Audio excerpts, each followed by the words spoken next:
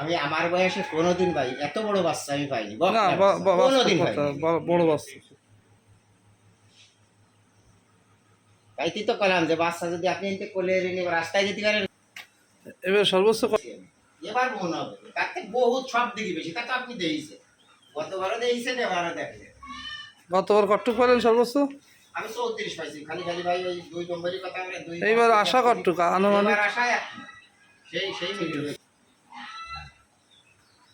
আমার বাড়ি আইছিল একটা ছোট গরু ছিল তাই দেখছি, তারা 6 জন, আমাদের বাড়ি 6 জন, বড় শহরে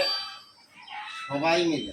বাচ্চা তো গরু তো এলাকার ঘুরতেছি, বাচ্চা দিয়ে যা বলে সারি শুনলে লোক আছে বাচ্চার খবর শুনে